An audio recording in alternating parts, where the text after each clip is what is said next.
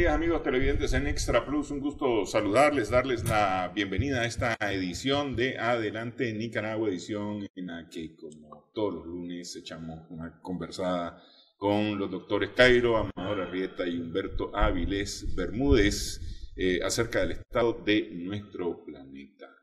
Empezamos saludando y felicitando a Humberto por sus éxitos. Incorporado como miembro de número en la Academia Iberoamericana de las Letras, Andrés Bello. No se llama Andrés Bello, es uno que se llama Academia Panamericana de las Buenas Letras. ¿Y el Andrés la Bello incorporación es aparejada al haber ganado el premio Andrés Bello. Ok. El premio Andrés, porque son dos cosas. El premio Andrés Bello lo otorgan la Fundación Andrés Bello y la Academia Panamericana de las Buenas Letras, ambas con sede en Madrid, España. Ok, pero el acto lo hicieron en Colombia. Porque esta academia tiene subsedes en Buenos Aires, República Argentina, y en Colombia, que es la primera vez, o sea, ya se instaló la subsede, no se había instalado en Colombia. Por eso el acto fue este año en Colombia. Y a raíz de eso, pues tuvimos que cumplir un programa de lecturas poéticas, recitales, tanto en Bogotá como en Cali y Tuluá. Dos regiones, y aparte de Bogotá, la capital, ¿no? Donde pude conocer, por ejemplo, un contramonumento de la escultora colombiana Doris Salcedo. Lo menciono porque es significativo. Ese contramonumento que está en las ruinas de un antiguo convento, o un antiguo colegio, para ser más exacto, muy cerca de la Plaza Bolívar, de la Casa Presidencial en Bogotá. El suelo de la nueva construcción, que es como un espacio para exposiciones, ¿no? Está forrado con láminas producto de la fundición de las miles de armas que entregaron las FARC. Entonces eso es sumamente simbólico. Y es decir, es un piso metálico. Un piso metálico totalmente, ¿no? Y quizás en tiempo de paz, siempre y cuando se vayan cumpliendo los acuerdos. Es uno de los puntos principales del acuerdo, precisamente haber hecho ese contramonumento, ¿no? Sí. Claro, es muy interesante. Y entonces ahí ¿Vos traes esta foto? Sí. Y ahí puedes ver, hay todo un video donde te exponen muy bien el proceso que se hizo artísticamente. Y por otro lado, en el convento de San Agustín, que ese está en el costado este de la Casa Presidencial Colombiana, Casa Nariño, hay una exposición impresionante del periodista Jesús Abad Alonso, fotográfica, que se llama Testigo, de los escenarios más duros de la guerra, sobre todo por la acción de los paramilitares en la región de Antioquia, que como se sabe es el feudo uribista por excelencia, en Colombia, ¿no? Entonces, pero lo que está sobre el tapete de la actualidad nacional colombiana es el impacto de un proyecto hidroeléctrico en un lugar que se llama Hidroituango, una represa que dicen que está condenando a la muerte el río Cauca. El río Cauca, que es el segundo río más caudaloso de Colombia, después del Magdalena, ¿no? Porque el Orinoco y el Amazonas tienen pequeños recorridos en el territorio colombiano. Entonces, hay todo un movimiento social encabezado por una ONG que se llama Movimiento Ríos Vivos. Están organizando ahorita, finales de este mes y para comienzos de marzo. Para ponerse la concesión. Sí, una serie de iniciativas que denominan Plegaria por el Río. Entonces, eso está en efervescencia y luego, pues, la actualidad colombiana, eso, desafortunadamente para el pueblo colombiano no es nada nuevo. Todos los días uno ve los titulares del periódico salpicados de referencias a la corrupción. Luego, mucha ironía, por no decir sarcasmo y burla, con el viaje del presidente Duque peregrinando a la Casa Blanca. Y sobre todo en los medios de comunicación, porque estoy hablando del Tiempo, del Espectador, ¿no? Una crítica a la forma de vestir de la primera dama colombiana, ¿no? con una mezcla de humor y sarcasmo se preguntaban que quién era el modista. En fin, eso es a grandes rasgos lo que se dice. El estado anímico de... El estado anímico. Y luego una cantidad de obras públicas, por ejemplo. Yo hice una travesía muy interesante. Yo me fui por tierra de Bogotá a Cali. Y en la parte más alta de montaña que uno atraviesa, que se le llama La Línea, antes y después, para llegar a Ibagué, pues, está en construcción un túnel de 45 kilómetros que reduciría el trayecto en al menos 2 horas, ¿no? Bueno, pues ese túnel lleva 12 años construyendo. Y como ese, se lo cito como ejemplo, hay diversos ejemplos de obras públicas en diversas ciudades y municipios colombianos, ¿no? Es que la gente se hace eco. Es que ese tema de la corrupción yo creo que es el tema que nos golpea más fuertemente, por lo menos en este continente. Y está el caso de México, por ejemplo, y es la lucha que tiene el presidente Manuel Andrés López Obrador en este momento para poder poner un poco de orden en casa. Pero ya ver los altísimos costos que ha significado, la tragedia que hubo el otro día, con el gasoducto. De los robos sí. Que ese es uno de los peores, porque eso ocurren a cada rato. Justamente después hubo otra. Hubo otro accidente con un gasoducto. Y luego el proceso de paz no termina de cuajar en la medida que el ELN, el Ejército de Liberación Nacional, parece que no tiene una dirigencia consolidada. Entonces cada quien está por su lado. Y con el último disparate, no sé de quién, de que alguien propuso, no sé, me parece haber escuchado que el propio Duque traerse a todos los de extraditar a los del ELN que están en Colombia, digo en Cuba, a Colombia. Lo cual, pues, no creo que abone mucho para la consolidación. Pero en fin, esas negociaciones están en stand-by. Sí. Ya que estuviste en Colombia, ¿cómo estaba la percepción con el problema de Venezuela? Bueno, eso, el primer día nada más llegar al hotel, en el trayecto, vi 4 mujeres en medio de las calles con un letrero: soy madre venezolana, no tengo un trabajo estable, pido de que su corazón nos pueda colaborar. Y eso lo ves en las calles y en las carreteras. A propósito de... Y es muy tensionada la situación, como reflejan los titulares del día de hoy, que no sé por qué, a lo mejor vos sabés, ustedes saben más, por qué ponen como una fecha crucial para el tema de la ayuda humanitaria el 23 de febrero, que coincide con aquel 23 de febrero español en que el tristemente célebre guardia civil, teniente coronel Tejera, dio el tejerazo, ¿no? Tejera. El 23 se cumplen los 30 días del gobierno provisional de Guaidó. Bueno, sí. Entonces Guaidó, lo otro que veía esta mañana, me imagino que lo habrán visto ustedes, está incrementando campamentos para que agilicen o ayuden con la entrega, valga la redundancia, de la ayuda humanitaria. Dice que tiene 600.000 brigadistas, de momento. Bueno, es que para mí, ¿verdad?, el objeto de la estrategia de Guaidó y de Estados Unidos es precisamente esa. O sea, a estas alturas del proceso, ya va a cumplir el mes Guaidó, para el que fue electo. No ha llamado a ninguna elección. La situación no ha cambiado mucho, al contrario, se ha complicado. Es una dicotomía la que hay completa en términos del poder político.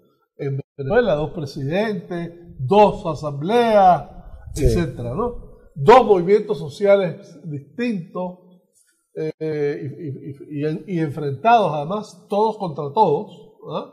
Eso hace una situación difícil, pero no definitoria. Sí. El elemento que ha sabido conservarse hasta el momento como el fiel de la balanza es el ejército. Y hay 2 elementos que me indican que todo esto va dirigido al ejército. Pero es que además, es decir, es que los mensajes han sido claros también. Es decir, llamamos al ejército a... la semana pasada creo que comentábamos la amnistía para el ejército. La amnistía, todos los juegos que... Sí. Y además al día siguiente, Rubio, desde Estados Unidos, diciéndole, miren, esto no va a durar siempre, ¿verdad? Como que él fuera el legislador de Venezuela. Pero no es a eso, sí es a eso que me refiero, pero todavía es mucho más profundo. En el sentido de que me es claro ahorita de que hay dos formas como quieren de alguna manera inducir el cambio en Venezuela. Uno es asfixiarlo económicamente. Sí. Para eso ya está Citgo, 7.000 millones detenidos, 11.000 que vienen, 1,5 billón de oro en Londres, etcétera, ¿verdad? Y de repente te dan el 0.01% de todo eso, ¿verdad? Que no es exactamente que se lo dan, porque no llegaron a decirle al gobierno venezolano, miren, aquí tenemos este paquete.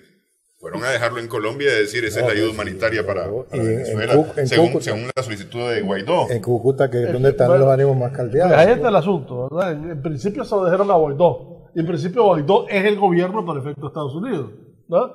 El punto es, Guaidó desde ahorita está haciendo lo que estás diciendo. Está preparando no sé cuántas miles de gente para ir a traer la bendita ayuda y distribuirla. Mientras tanto, en el puente de Cúcuta está una pipa impidiendo el paso, y la posición oficial del gobierno de Venezuela es que no va a dejar entrar esa ayuda porque no quieren caridades, ¿verdad? Entonces ahí está planteado el problema.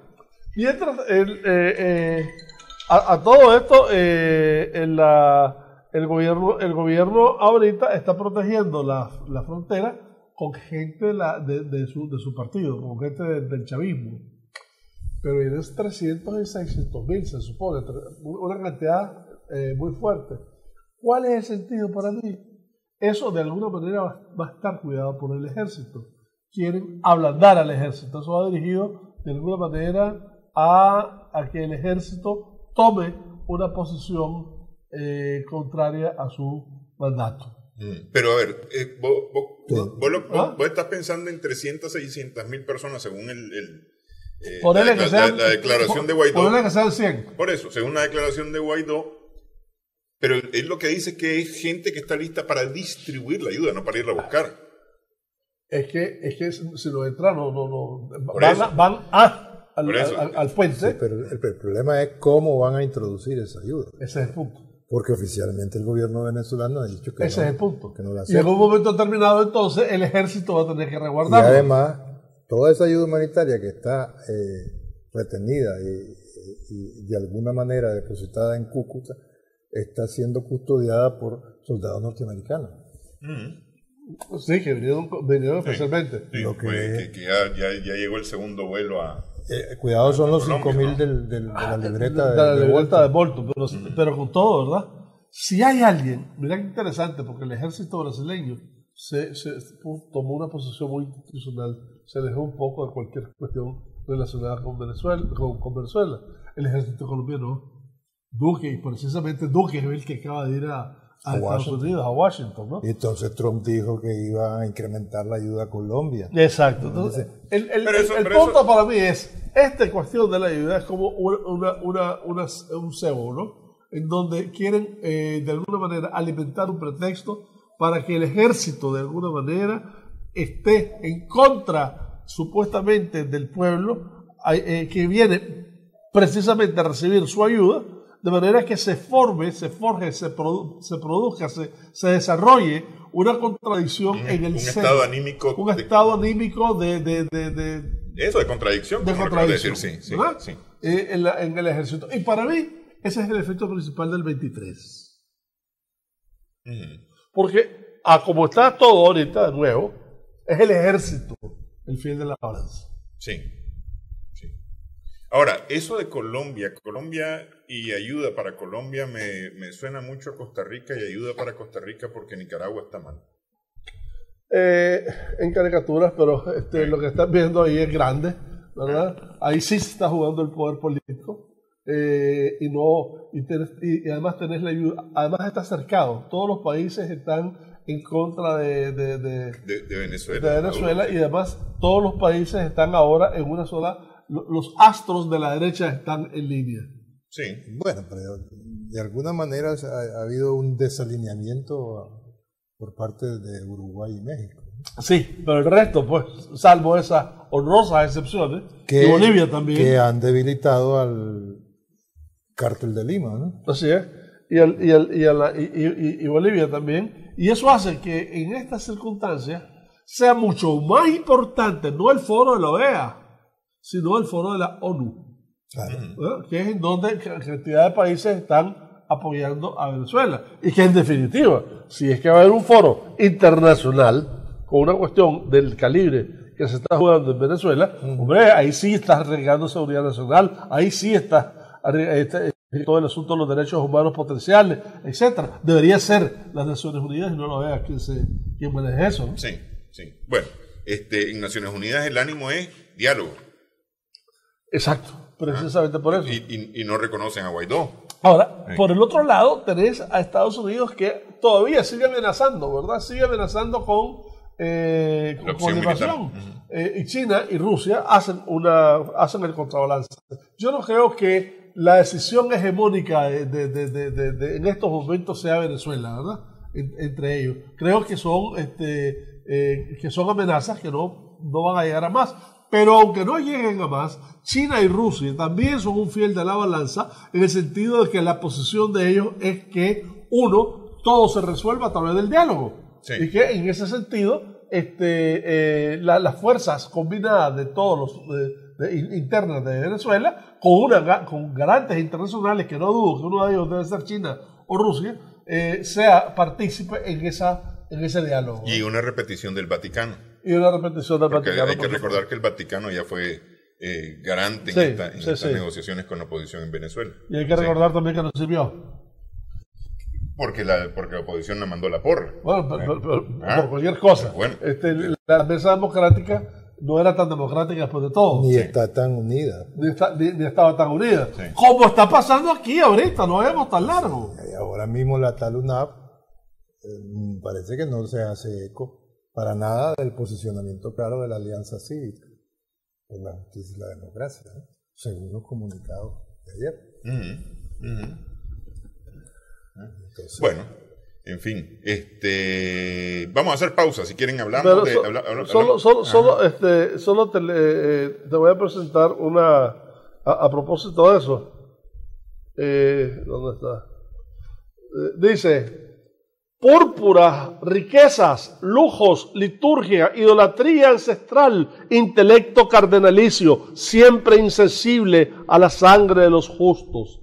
Ahora están tirándole a la iglesia por su participación en el diálogo, ¿verdad? Ya no te digo lo que le están diciendo al COSEP, ni mucho menos. O sea, el hecho de querer ser sensato, ¿verdad?, es suficiente motivo para descalificarte en estos momentos. Eso no tiene nada que ver con la imagen de Silvio Báez besándole la mano a Cardenal. Sí, a propósito que el país salió tres artículos de esos, ¿eh? Y que ya le suspendieron, valga la redundancia, la suspensión a Divino, el Papa Francisco. A Ernesto Cardenal. Casi in articulo mortis, por lo visto. Sí, está muy mal, ¿verdad? Sí. Está muy mal. Sí. Otro, para Azazael siempre ha sido más fácil y más rentable negociar con Judas que confrontar la verdad con Cristo. O sea, hay una línea que está totalmente contra la iglesia. Y hay varias líneas que están contra el concepto. Pero más contra la iglesia, que están en contra de la opción de resolver esto vía diálogo. Que están optando por otras vías, no aceptan, no reconocen el diálogo como la forma de solucionar pero a los que de alguna manera optan por él, también lo descalifican. Por eso, justamente, por eso. Pero es decir, aquí lo que hay es un grupo que pega gritos descalificando cualquier opción que no sea su opción. Eso se llama, exactamente, eso se llama disonancia cognoscitiva. Porque la verdad es la que vos querés que sea. Vos querés arreglar esto. Vos querés arreglar esto, pero no lo vas a arreglar desde mi punto de vista. Es que eso es lo que hay, me parece a mí. Más bien es cretinismo histórico. Sí. Ahora, cuando hablas de iglesia, estás hablando de toda la iglesia, porque hay que hacer una diferencia ahí. Sí. Ni antes que en el desastre que pasó en el diálogo pasado, ni ahora. estás hablando de ciertos miembros que efectivamente no hicieron bien su trabajo antes y que no tienen por qué hacerlo bien ahora. Al final de cuentas, es decir... Eso nos quita que existan elementos dentro de la jerarquía, efectivamente son ponderados y sobre todo sensatos. Sensatos, especialmente sensatos, no que llaman a soluciones sensatas. Pero ahora todos los que iban en romería a buscar a la Rosletin y compañía, a Almagro y al Departamento de Estado, ahora están...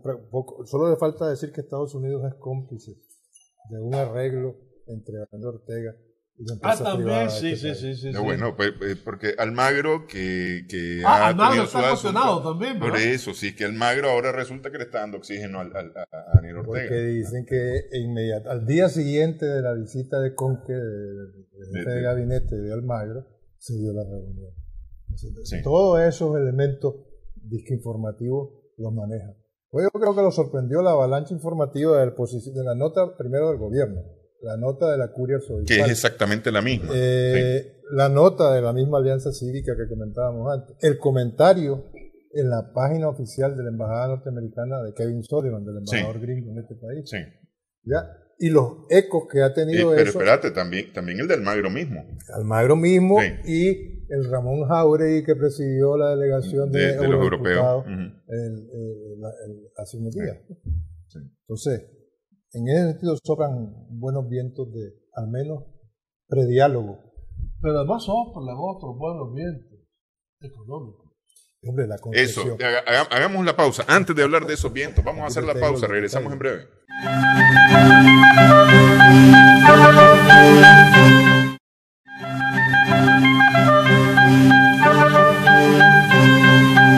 Seguimos en Adelante Nicaragua en Extra Plus. Vientos, dice Cairo, soplan buenos vientos, decíamos, en torno a o vientos propicios para buscar un arreglo y encontrar una solución en Nicaragua por la vía de la negociación, por la vía del diálogo, pero decías también, soplan vientos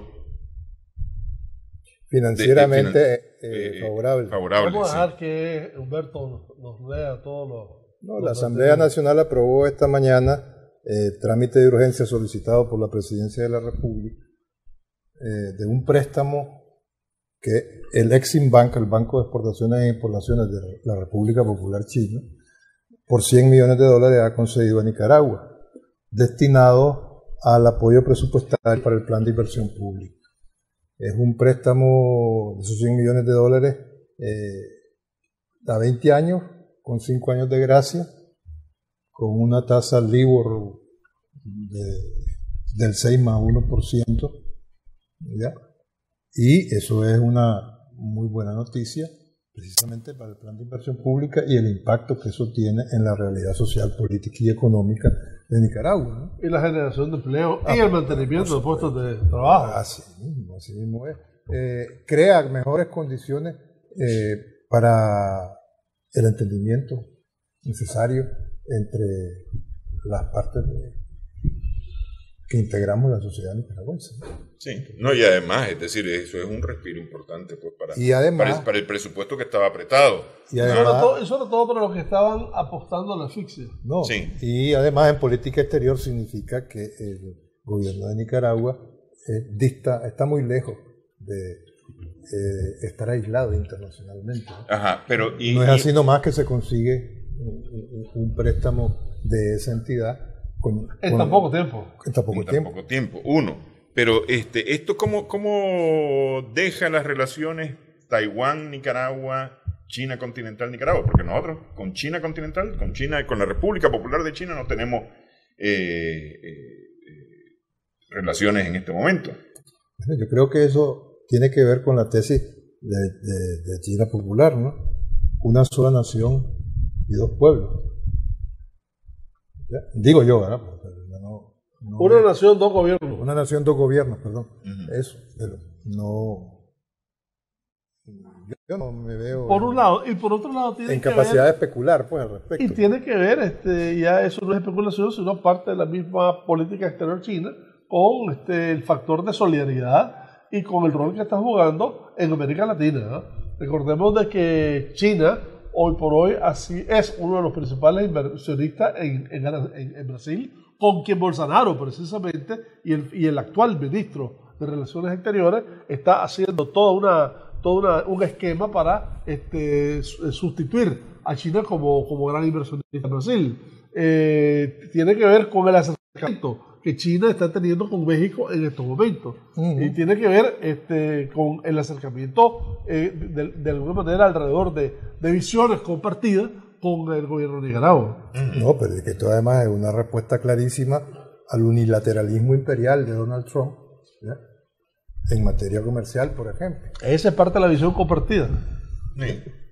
Pero es una respuesta multilateral a una ofensiva unilateral, ¿ya? Porque no solamente está China, hay muchos más actores internacionales que están diametralmente opuestos a la política norteamericana, de un injerencismo bastante desconocido en los últimos años, al menos en territorio latinoamericano, ¿no? Ok, y esto relacionado con Venezuela, con el apoyo de China y Rusia a Venezuela. Yo creo que es totalmente coherente, ¿ya? El apoyo de Rusia y China, no solamente a Venezuela, a la iniciativa conocida como el ALBA, de América Latina, y no solamente al ALBA, sino a la CELAC, ¿ya? Como alternativas, insisto, multilaterales de auténtico origen, de auténtico basamento independiente, no alineado latinoamericano, ¿ya? Frente a las visiones imperiales del actual gobierno norteamericano, por ejemplo. Ok. Bueno, hacemos pausa nuevamente en esta edición de Adelante Nicaragua. Conversamos con los doctores Humberto Avilés Bermúdez y Cairo Amador Arrieta.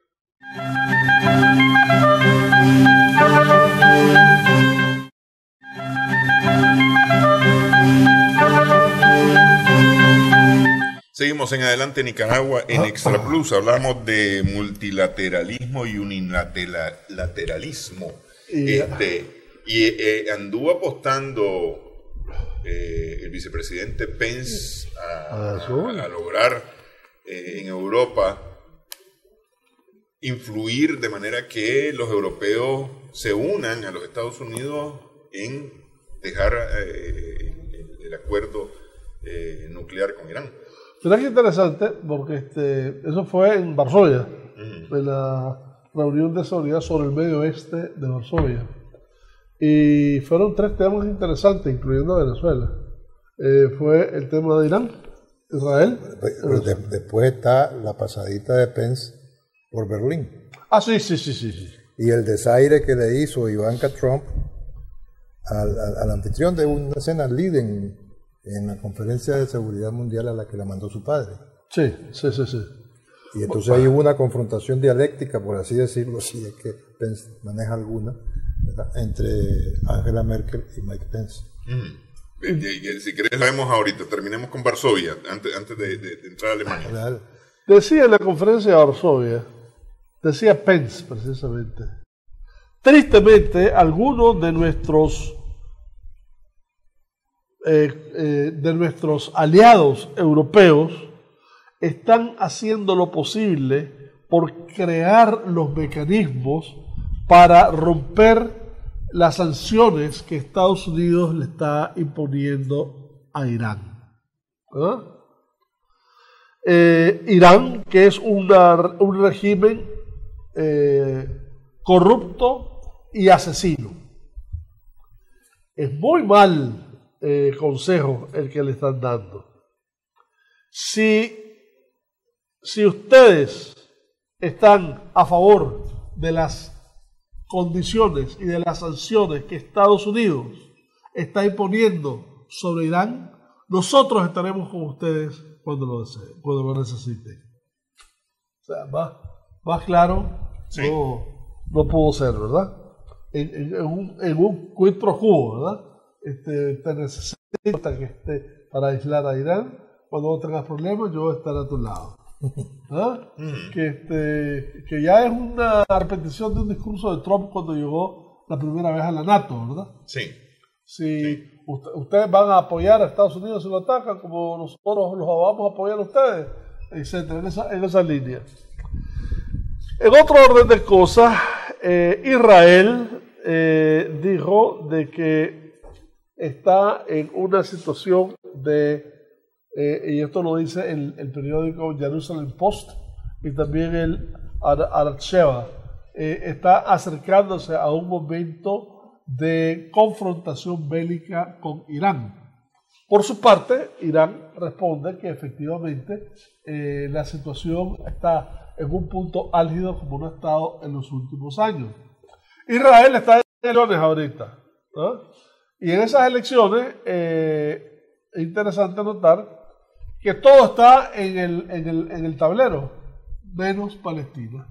Nadie habla ya de dos estados.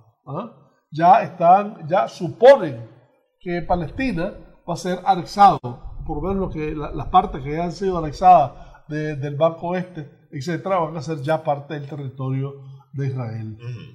Donde, dicho sea de paso, están construyendo en la parte este y en la parte oeste casi 15.000 casas nuevas en los asentamientos. Si vos le calculás a 4 personas por casa, son 60.000 personas. Y si a eso le unís a las 630.000 que ya existen, vas a tener una población de 7 millones de personas. 7 millones de personas en donde fácil 400.000 son votos claros, ¿verdad? Porque nosotros podrían ser menores. En una población de casi, de una población votante de casi 2 millones y medio, pues es una buena cantidad. Y lo que están prometiendo para Palestina es el statu quo, una continuación del statu quo. Sí. Incluso Netanyahu ya le quitó otra ayuda, no una ayuda, sino los impuestos generados por compras de Palestina a productos de Israel, etcétera, ¿verdad? Son como 120 millones de dólares, ya ahorita se los congeló. Y también está viendo cómo de alguna manera aísla más a Palestina. Interesante en medio de todo esto, como un paréntesis, que el Jerusalem Post le dice a Trump, ¿verdad?, que es su principal aliado.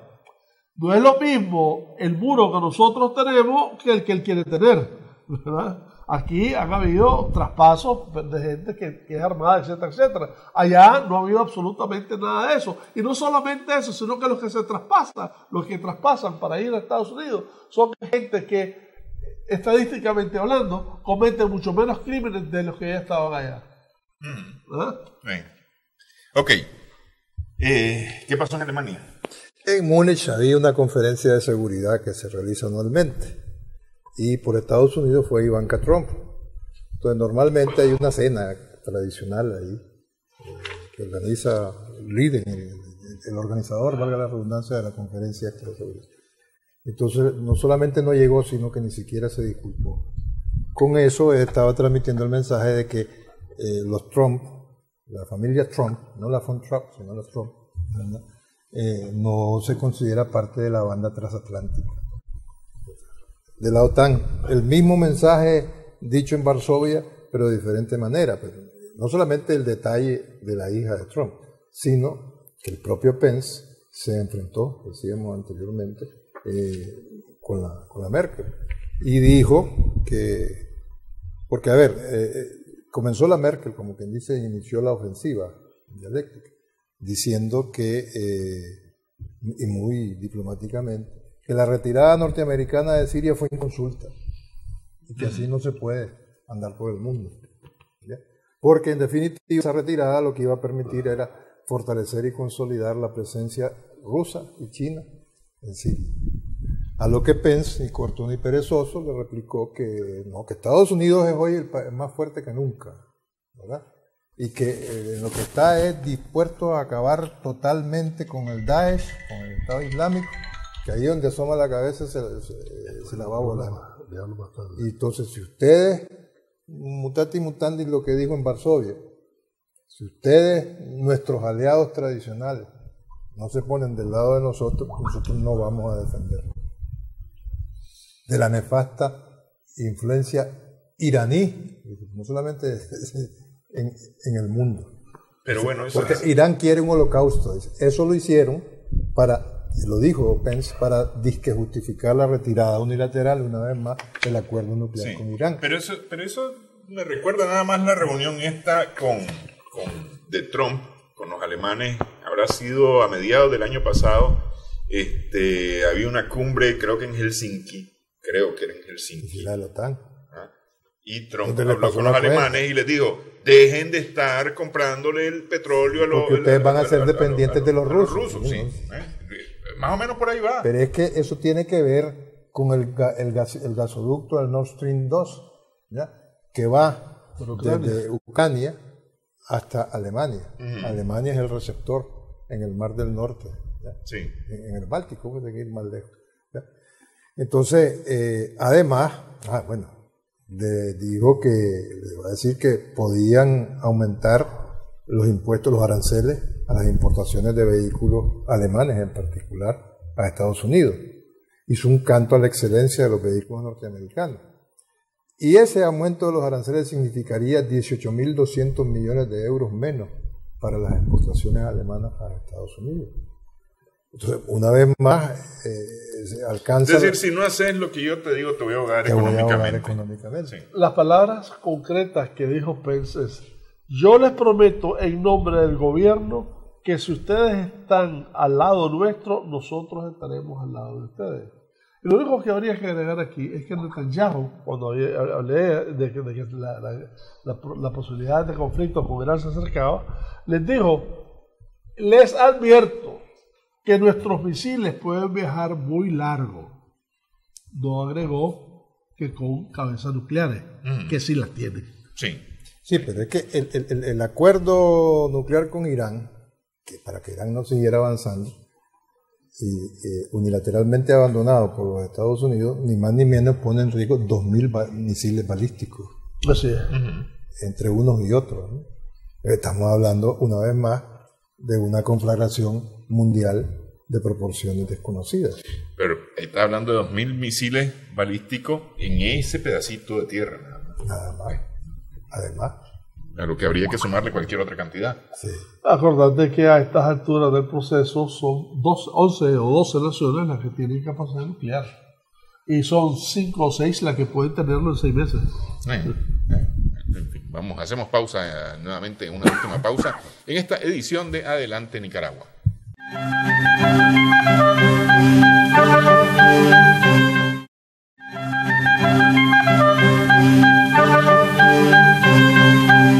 Seguimos en Adelante Nicaragua en Extra Plus. Hay varios asteriscos. Sí. ¿Por cuál empezamos? Bueno, mira, yo quisiera empezar por primero una referencia precisamente a algo que estábamos haciendo referencia detrás de cámara con Humberto, y es en la comparecencia en la Casa de Representantes de Elliot Abrams, ¿verdad? En donde la primer representante mujer islámica en la historia de Estados Unidos, demócrata obviamente, que ganó las elecciones, que ganó en las elecciones de noviembre recién pasado, lo increpó tremendamente, ¿verdad? Vos tenés más datos sobre eso. Lo puso en 3 y 2, hablando en términos beisbolísticos, y a Boy Nika le dijo que citó textualmente su triste papel, o vergonzoso papel en el caso Irán-Contra. Sí. A lo que eso significó. Que si eso no se iba a repetir en futuras intervenciones norteamericanas. Entonces, él interrumpía la exposición, la argumentación de la representante demócrata islámica y alegaba que eso no era una pregunta y que él no estaba después dispuesto a responderle. Entonces, hasta el punto que ella le dijo: mire, no me interrumpa, no le estoy preguntando, estoy sustentando mis argumentos. Entonces, dijo que esas eran Abrams, le dijo que lo estaba ofendiendo, que no se podía llamar a un funcionario como él a comparecer ante el Congreso para sufrir ese tipo de situaciones. Entonces ella le subió la parada y manifestó que no estaba dispuesto a responder, porque no, además de que no eran preguntas, eran una provocación y una ofensa.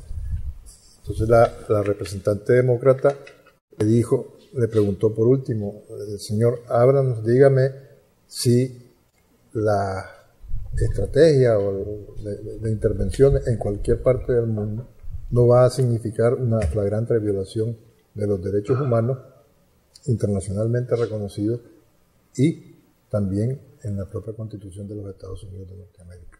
Entonces ya ahí se cerró en banda y le recordó y dijo que se retiraba. Y le recordó que en 1991 se declaró culpable de mentirle al Congreso en relación al Irán Contra. Exactamente. Acuérdese que usted mintió en el vergonzoso caso de Irán. Pero eso me recuerda de repente a ciertas posiciones, y lo decíamos más temprano, de descalificar cuando yo no estoy de acuerdo con lo que estás diciendo. Simple y sencillamente. Que fue lo que hizo Abrams, fue descalificándola para no contestarle. Y decirle que no eran preguntas. Y además, fíjate, es interesante, porque Abrams siempre ha sido republicano, pero no ha sido trumpista. De hecho, él hizo unas declaraciones en contra de Trump durante la campaña. Cuando Rex Tillerson llega a la Secretaría de Estado, Rex Tillerson lo quiere contratar. El hombre estaba ya trabajando en el Oriente Medio, muy de cerca con Israel, por supuesto. Y Trump lo rechaza. 2 años de rechazo, ¿no? Bueno, ahora que está ya en el puesto, semanas antes, hizo un artículo, ¿verdad? Que aparece en el Foreign Affairs de este mes, para quien lo quiera leer, en donde habla de las maravillas que ha hecho Trump en política exterior, que ha sido fundamentalmente consistente a pesar de su discurso, y que de alguna manera otros miembros de su gabinete son los que le han impedido desarrollar las políticas que él ha querido. Lo que me recuerda el libro de Woodward. De Woodward, Fear se llama, Miedo. En cualquiera de los casos, ¿verdad? Repite gran parte de ese argumento y le tira dulces, ¿cómo que le dicen? Miel sobre hojaldras a Trump, ¿verdad? No, pero sí que es evidente que Abrams lo repesca a Bolton. Sí. Sin duda. Eso. Sí, Bolton. Pero y a propósito de eso, trumpistas tan insignes, si cabe la expresión, como John Kerry o Madeleine Albright, estaban en la conferencia de seguridad de Múnich y dijeron, Trump pasará, a propósito de las críticas al unilateralismo trumpiano, ¿no? O trumpista. Sí. Y a propósito, uno de los mejores libros que se publicó el año pasado fue Madeleine Albright, ahorita no lo recuerdo. En la ex secretaria de Estado, sí. Fascismo se llama, para quien lo pueda conseguir. Y por si fuera poco, no perdamos de vista cómo Netanyahu perdió la oportunidad de tener una cumbre con los líderes del grupo de Visegrado. Sí. Bueno, a cuenta del pronunciamiento del recién nombrado canciller polaco, un tal Katz, que dijo que, polaco no, israelí, que dijo que dijo en Polonia, que los polacos habían mamado la leche del antisemitismo, así, en esos términos. Entonces, inmediatamente el primer ministro polaco suspendió la participación en la cumbre. Además, Netanyahu se iba a reunir en Varsovia con él y le cancelaron todo. Es más, iba a ir a Israel. Pero forma parte, el canciller polaco, eso forma parte de la campaña electoral en la que está inmerso Netanyahu, a la que aludía Cairo. De manera que en estos momentos hay tensión entre Polonia y Israel por causa del holocausto. Más que el holocausto, el rol que Polonia jugó al ser escenario de 6 campos de concentración donde murieron al menos 3 millones de judíos. Pero te digo, una acusación al final fortuita, pues, porque estás hablando de que Polonia está ocupada. No es que el gobierno polaco armó... Pero espérame un segundito, que hay que poner las cositas en orden. Franceses también ayudaron a judíos a irse a los campos de concentración. Lo tienen más que escrito. Mucho más que... incluso han hecho films, etcétera, y también otras nacionalidades. Sí, el gobierno colaboracionista de Vichy. De Vichy, sí. Bueno, pero dijimos elecciones de medio término, y ya nos estamos acercando a las próximas elecciones presidenciales en los Estados Unidos y empiezan a sonar nombres. Mujeres particularmente, y entre las mujeres. Y el dueño de Starbucks, Sí. Y a propósito, Starbucks tiene 600 manzanas de café en Costa Rica para tener toda la línea de producción. Dicho sea de paso, ¿verdad? Lo iba a comprar en Nicaragua. Yo la tenía vista en Nicaragua como para abril. Para abril de este año. Desde el año pasado. Del año pasado. Pero bueno. Lo interesante de doña Elizabeth Warren es que ella critica el globalismo, pero lo critica de una acera diferente de la acera que tiene Trump. Ella critica el globalismo porque dice que fundamentalmente los beneficios que ha dado el globalismo, del comercio, de la internacionalización de los mercados, etcétera, ha sido solo a favor de los dueños, ¿no? Que los trabajadores son los que menos se han beneficiado, y que ya es hora que no que termine el globalismo, sino que funcione el globalismo para el pueblo. Y esto es una de las primeras expresiones sociopolíticas que está haciendo, aparte de que habla de que la liberal democracia en el mundo y en Estados Unidos está erodada, se está erodando, y que lo que está surgiendo como un cambio y comienza a hablar de Europa en ese sentido es lo que ahora le llaman el liberalismo democrático. Interesante, porque no es la primera vez que hemos hablado de esta vaina, ¿verdad? Hay una percepción mundial de que el sistema democrático de gobierno, tal como lo conocemos, está siendo cuestionado.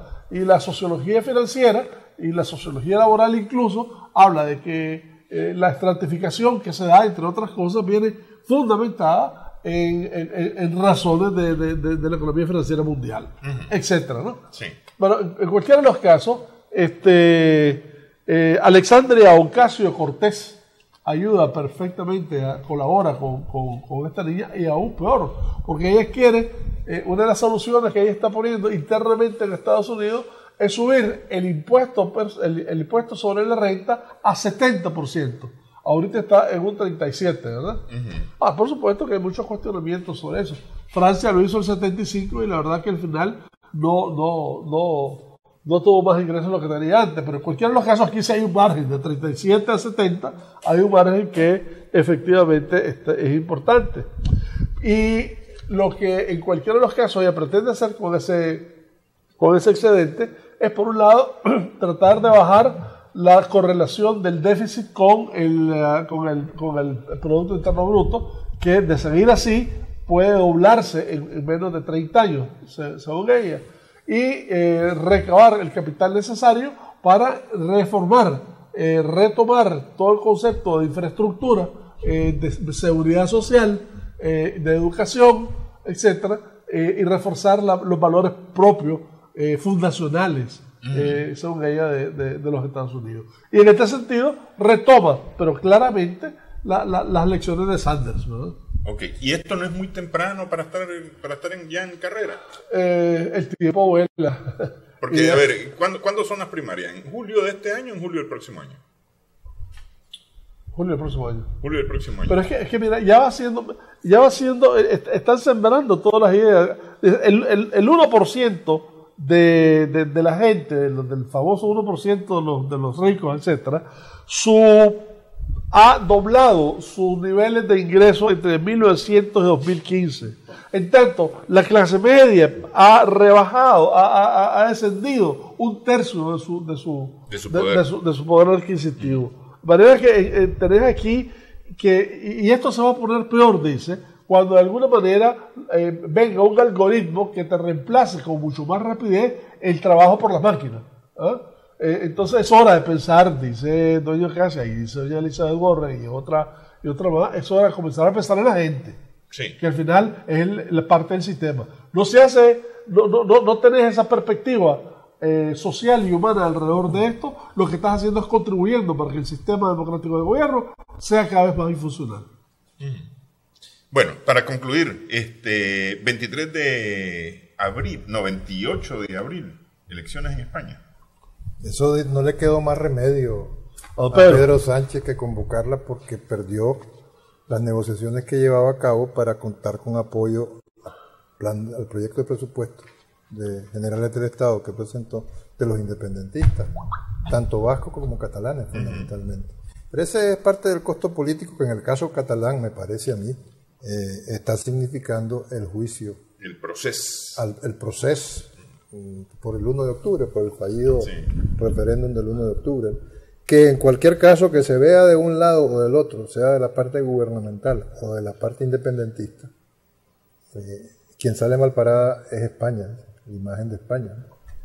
Porque por parte gubernamental como que hubo precipitación, con independencia de si se cumplen los requisitos legales desencadenados a partir del 155 constitucional español, ¿no? Que dio pie al proceso, ¿no? Y de si hubo sedición o rebelión, toda aquella discusión. Que Alemania terminó no reconociendo. Casuística, ¿no? Y que tuvo que ver no solamente con Alemania, sino con la posición de la Unión Europea en su conjunto con respecto al fenómeno independentista catalán, ¿no? Entonces, no las tienen todas consigo. Parece ser que Ciudadanos sigue punteando hoy por hoy como la primera fuerza política. Habría que ver qué capacidad negociadora tiene a la hora de la hora, de aquí al 28 de abril. Pero de Pedro Sánchez. De esas elecciones me suena que no va a quedar nada así muy claro. Es decir, más o menos como las elecciones anteriores. Sí, el Ciudadanos puede quedarse con la mayor cantidad de votos, puede ser la opción más votada, pero no va a lograr lo suficiente para poder gobernar solito. Puede pasarle perfectamente a nivel del Estado español lo que le ocurrió a Ciudadanos en Cataluña, en las elecciones de Cataluña. Sí. Que la que ganó fue la mujer, ¿cómo se llama? La candidata de Ciudadanos. La que sacó más votos. Se me olvida el nombre. Inés Arrimada, sí. Bueno, arriba y arrimada, más o menos, andan cerca. Sí, fue la más votada, pero no pudo optar. Gobierno, sí. Gobierno italiano, hombre, que necesita necesita el medio. Por eso, entonces, el panorama sigue siendo, se le sigue poniendo en el caso particular español y del PSOE, individualmente considerado como partido, bastante oscuro. Tanto, igual o más o menos, como los laboristas británicos. Ya le fueron 7 diputados a Corbyn ahorita. Sí. Y entonces no solamente son los conservadores, los Tories, que no lo pueden ver, no quieren ni soñar con la posibilidad de que la May, en un arrebato de impotencia, porque no sé, convoque a elecciones. Pero interesante, porque Jeremy Corbyn, ¿verdad? Es un gran latinoamericanista. Su primera mujer fue chilena, la segunda es mexicana, y apoya a Venezuela. Por eso lo acusan de comunista trasnochado. Correcto, sí. Bueno. Y un detalle anecdótico que parece que una hermana del impresentable de Boris Johnson, el exalcalde de Londres y el canciller, se desnudó a favor del Brexit. ¿A favor del Brexit? Sí. Eso de... Solo dos cositas antes. Perteneciente al género amarillista. La primera es que en España ya comenzaron los juicios. El proceso que son casos de prisioneros políticos. Que son casos claramente de prisioneros políticos. Sí. Y lo otro es que las elecciones de Nigeria se postergaron allá. Bueno, eso es claro, sí. Y eso ha creado un malestar. Ahí lo platicaremos la próxima semana. Bueno. Y habrá que hablar de Haití, que ya no sí. Venezuela mismo. En Haití, que está tan complicada la cosa en Haití, como 50 muertos van en Haití, ¿no? Me parece una cosa de esa en las protestas en Haití. Bueno, gracias Humberto Cairo, gracias a nuestras amigas, amigos televidentes por su sintonía en esta edición de Adelante Nicaragua. Esperamos que este programa haya sido de provecho para usted.